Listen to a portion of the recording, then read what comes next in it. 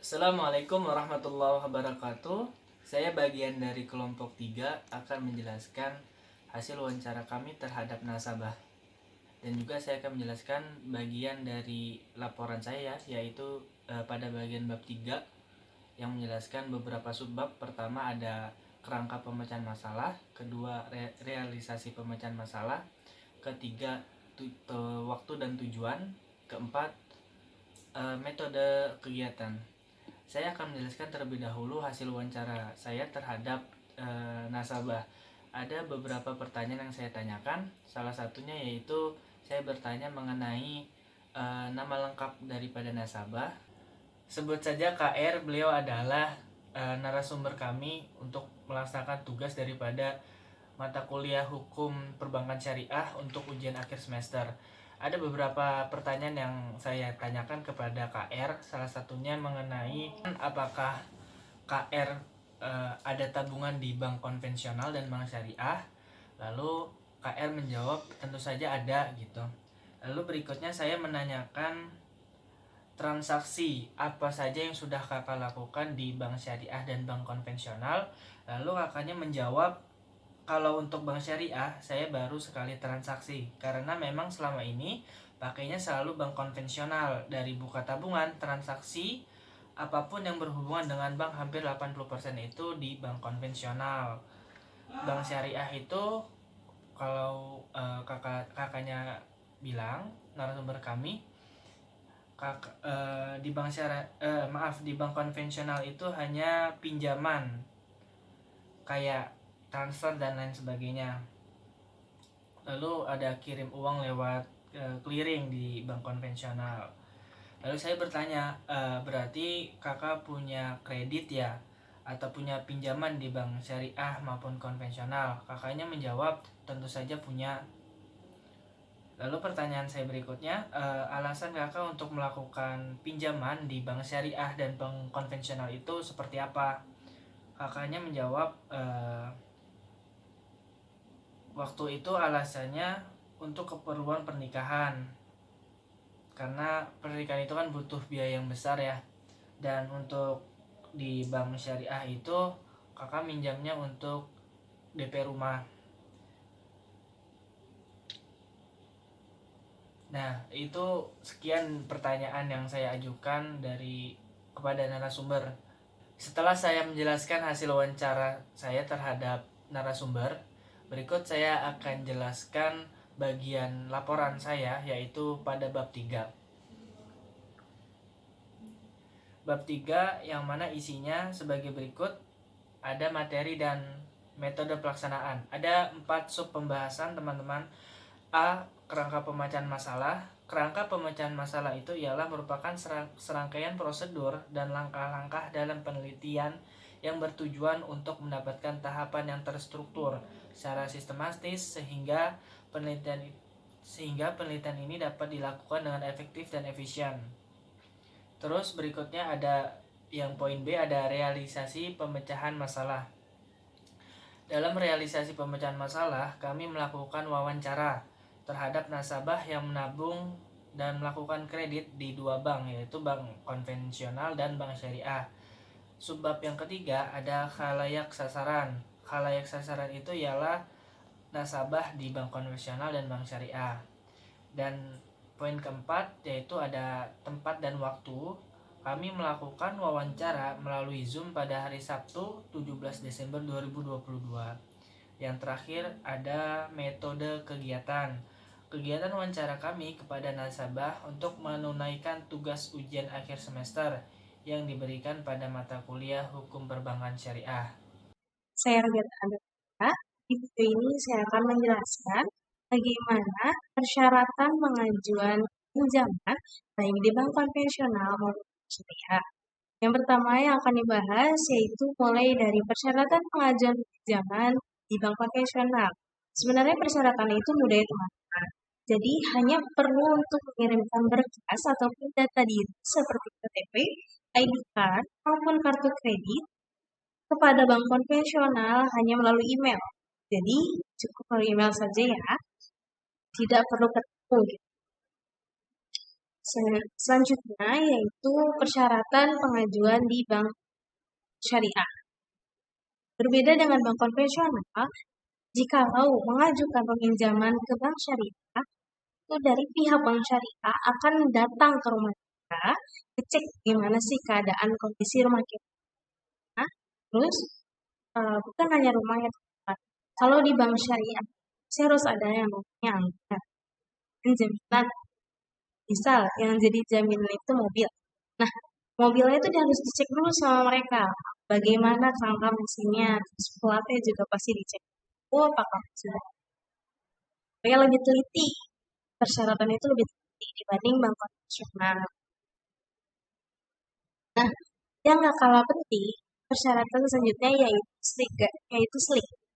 SLIK adalah sistem informasi debitur, di mana semua eh, semua histori kita tuh ketahuan di situ.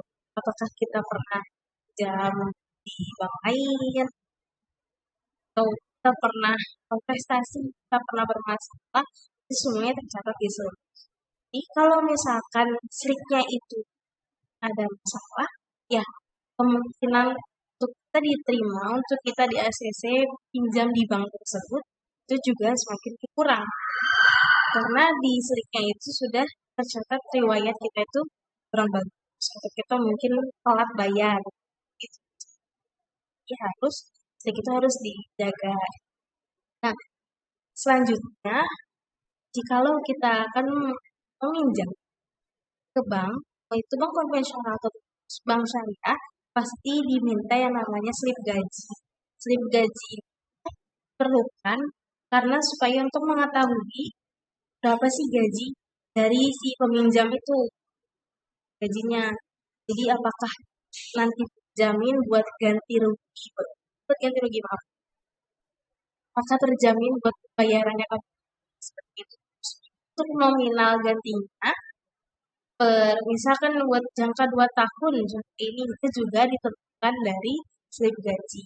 Karena untuk ganti setiap bulan, untuk pembayaran setiap bulannya itu tidak boleh lebih dari persen dari jumlah gaji si peminjam. Nah, cara dari mungkin saja yang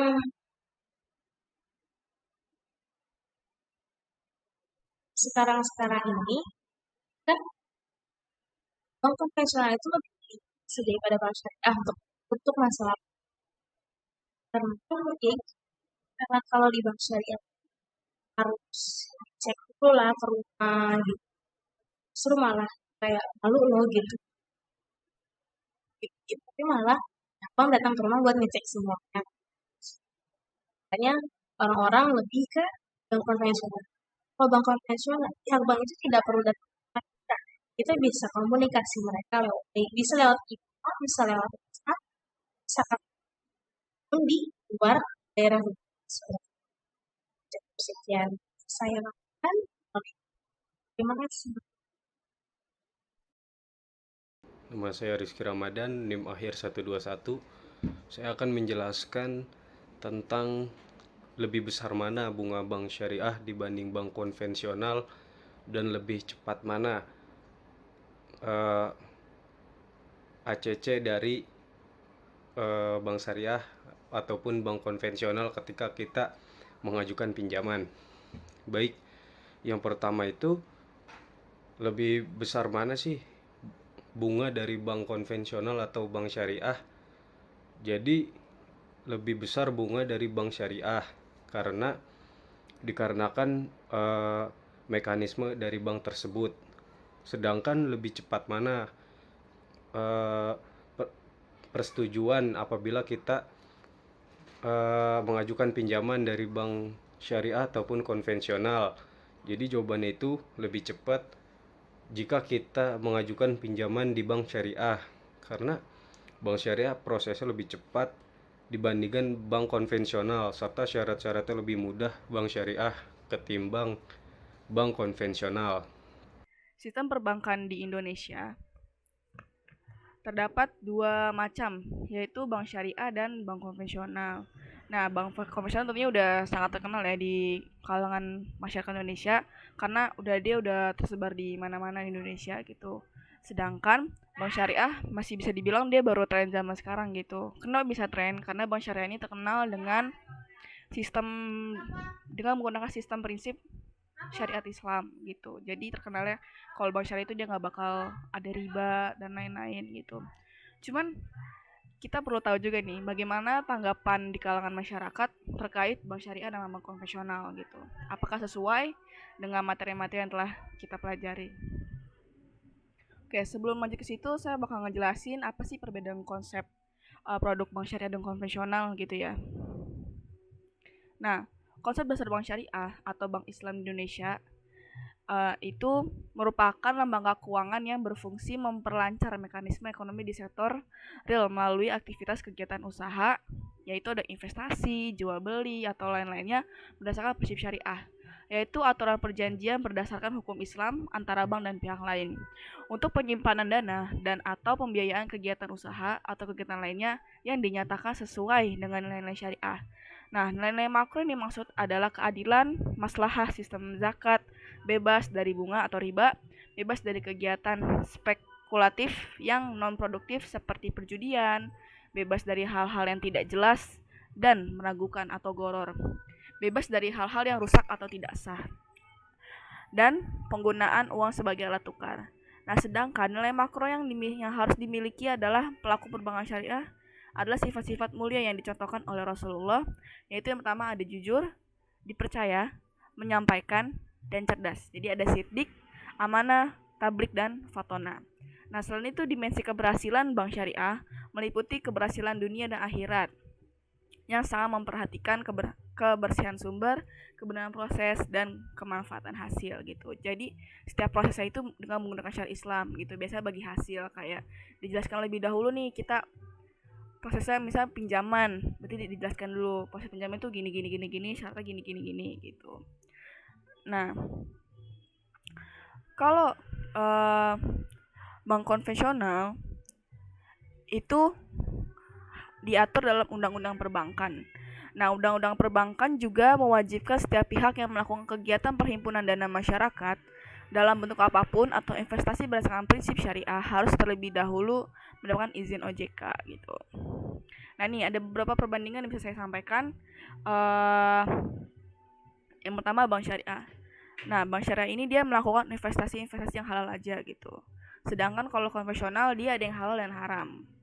Kemudian berdasarkan prinsip. Nah, kalau prinsip bank syariah itu dia ada sistem bagi hasil, jual beli atau sewa. Sedangkan kalau bank konvensional itu dia memakai perangkat bunga. Kemudian selanjutnya berorientasi keuntungan dan falah atau kemenangan abadi. Sedangkan kalau bank konvensional itu berorientasi keuntungan. Kemudian kalau syariah itu hubungan dengan nasabah dalam bentuk kemitraan. Sedangkan kalau konvensional itu hubungan dengan nasabah dalam berbentuk debitor. Debitor tidak terdapat dewan sejenis. Nah, tadi kan kita udah masukkan bagian mencolok dari bank konven dan bank syariah itu adalah sistem bunga dan bagi hasil gitu. Apa sih perbedaan bunga dan bagi hasil? Nah, kalau bunga itu dia penentuan bunga pada waktu akad dengan asumsi harus selalu untung. Sedangkan kalau bagi hasil, penentuan besarnya rasio atau nisbah bagi hasil dibuat pada waktu akad dengan berpedoman pada kemungkinan untung rugi gitu. Jadi sama-sama untung, sama-sama rugi gitu. Kemudian kalau bunga itu besar persentase berdasarkan pada jumlah uang modal yang dipinjamkan. Sedangkan kalau bagi hasil, besar rasio bagi hasil berdasarkan pada jumlah keuntungan yang diperoleh. Kemudian pembayaran bunga tetap seperti yang dijanjikan tanpa pertimbangan apakah proyek yang dijalankan oleh pihak nasabah untung atau rugi. Sedangkan kalau bagi hasil itu bergantung pada keuntungan proyek yang dijalankan. Bila usaha merugi, kerugian akan ditanggung bersama oleh kedua belah pihak. Jadi mudharabah ya, saling bekerja sama gitu. Jumlah pembayaran bunga tidak meningkat sekalipun jumlah keuntungan berlipat atau keadaan ekonomi sedang booming. Sedangkan bagi hasil jumlah pembagian laba meningkat sesuai dengan peningkatan jumlah pendapatan. Jadi kalau misalnya hasil dari pinjaman itu dia lebih besar pendapatannya, berarti agak lebih naik lagi labanya gitu.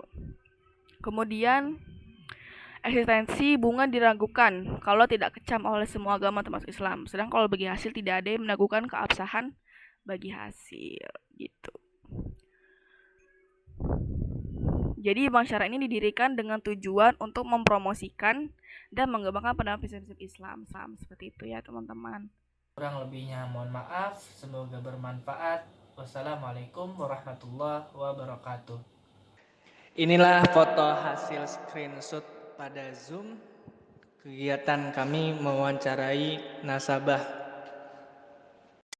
君の虜になってしまえばきっとこの夏は充実するのモード噂の Dreaming Girl 忘れないででも気持ちは伝えてしまえばいつかこの夢は覚めてしまうだろうな青い影が揺れる街角君の虜になってしまえばきっとこの夏は充実するのモード噂の Dreaming Girl 忘れないででも気持ちは伝えてしまえばいつかこの夢は覚めてしまうだろうな青い影が揺れる街角虜になってしまえばきっとこの夏は充実するのモード噂の Dreaming Girl 忘れないででも気持ちは伝えてしまえばいつかこの夢は覚めてしまうだろうな青い影が揺れる街角君の虜になってしまえばきっとこの夏は充実するのモード噂の Dreaming Girl 忘れないででも気持ちは伝えてしまえばいつかこの夢は覚めてしまうだろうな青い影が揺れる街角虜になってしまえばきっとこの夏は充実するのモード噂の Dreaming Girl 忘れないででも気持ちは伝えてしまえばいつかこの夢は覚めてしまうだろうな青い影が揺れる街角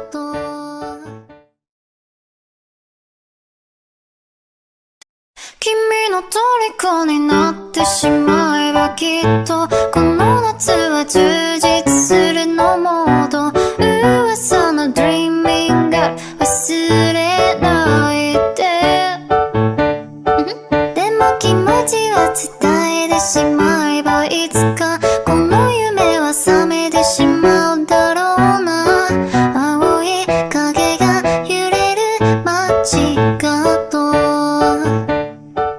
君の虜になってしまえばきっとこの夏は充実するのモード噂の Dreaming Girl 忘れないででも気持ちは伝えてしまえばいつかこの夢は覚めてしまうだろうな青い影が揺れる街角虜になってしまえばきっとこの夏は充実するのモード噂の Dreaming Girl 忘れないででも気持ちは伝えてしまえばいつかこの夢は覚めてしまうだろうな青い影が揺れる街角君の虜になってしまえばきっとこの夏は充実するのモード噂の Dreaming Girl 忘れないででも気持ちは伝えてしまえば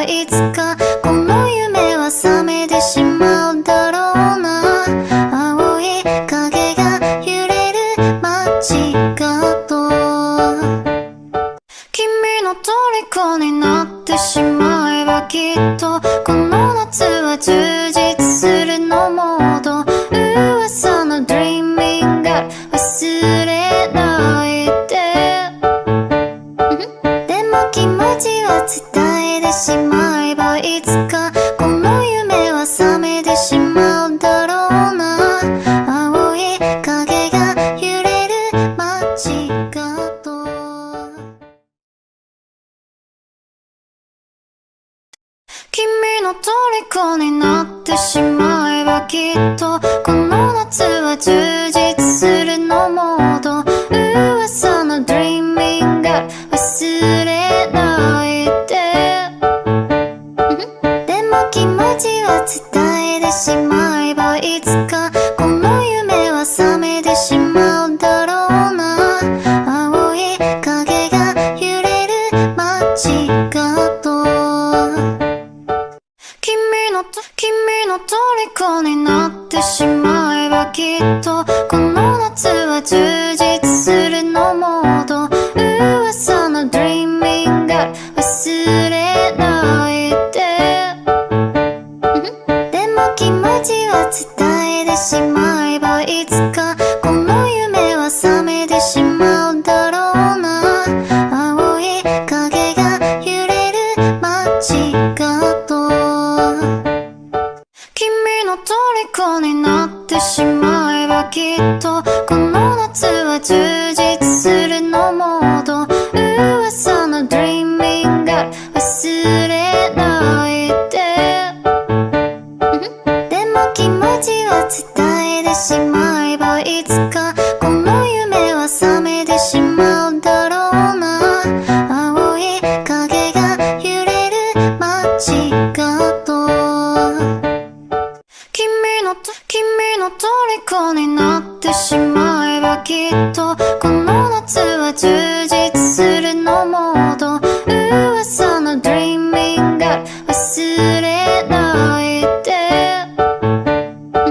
でも気持ちは伝えてしまえばいつかこの夢は覚めてしまうだろうな青い影が揺れる街角君の虜になってしまえばきっとこの夏は充実するのモード噂の Dreaming Girl 忘れないででも気持ちは伝えてしまえばいつかこの夢は覚めてしまうだろうな青い影が揺れる街角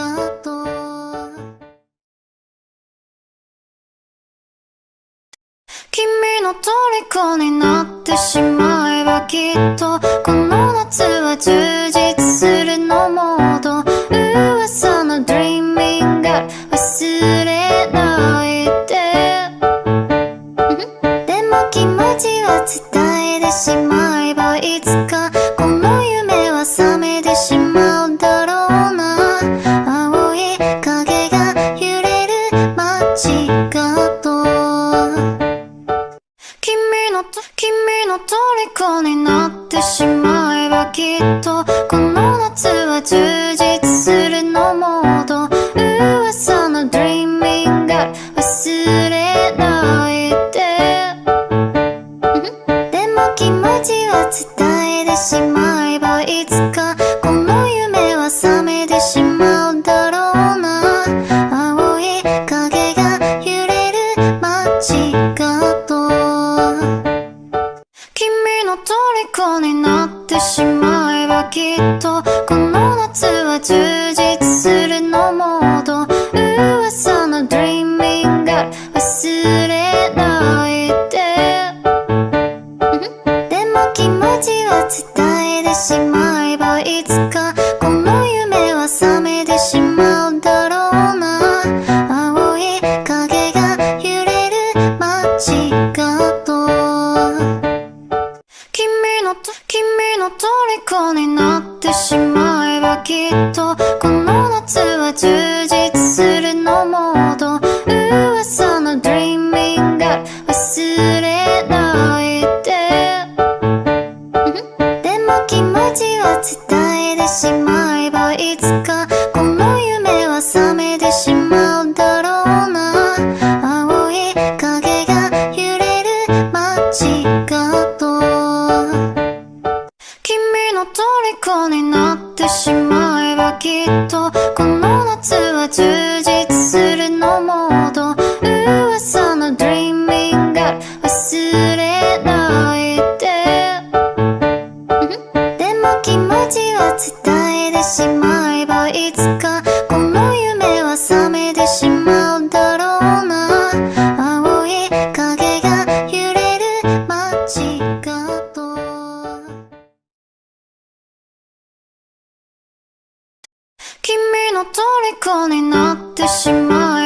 きっとこの夏は充実するのモード噂の Dreaming Girl 忘れないで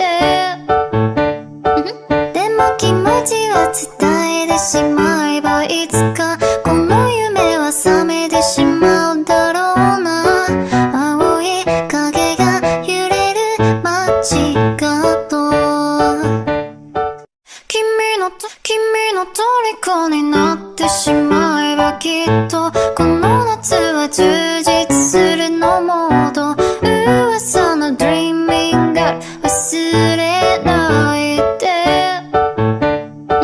でも気持ちは伝えてしまえばいつかこの夢は覚めてしまうだろうな青い影が揺れる街角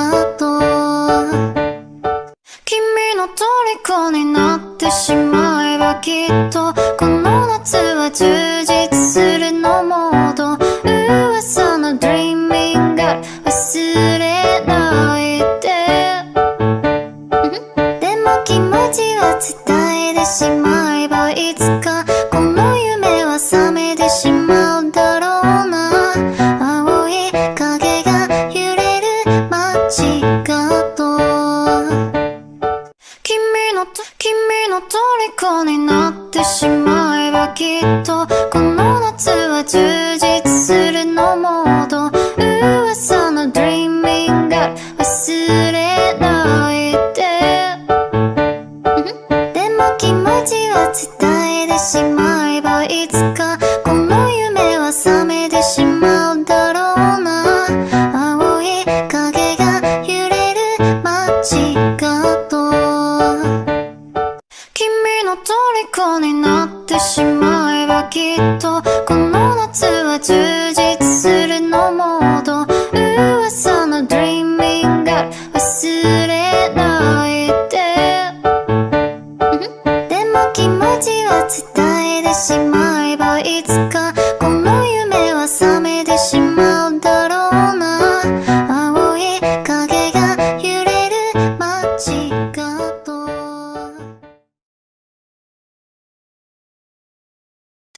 君の虜になってしまえばきっとこの夏は充実するのモード噂の Dreaming Girl 忘れないででも気持ちは伝えてしまえばいつかこの夢は覚めてしまうだろうな青い影が揺れる街角君の虜になってしまえばきっとこの夏は充実するのモード噂の Dreaming Girl 忘れないででも気持ちは伝えてしまえばいつかこの夢は覚めてしまうだろうな青い影が揺れる街角君の虜になってしまえばきっとこの夏は充実するのモード噂の Dreaming Girl 忘れないででも気持ちは伝えてしまえばいつかこの夢は覚めてしまうだろうな青い影が揺れる街角君の虜になってしまえばきっとこの夏は充実するのモード噂の Dreaming Girl 忘れないででも気持ちは伝えてしまえばいつか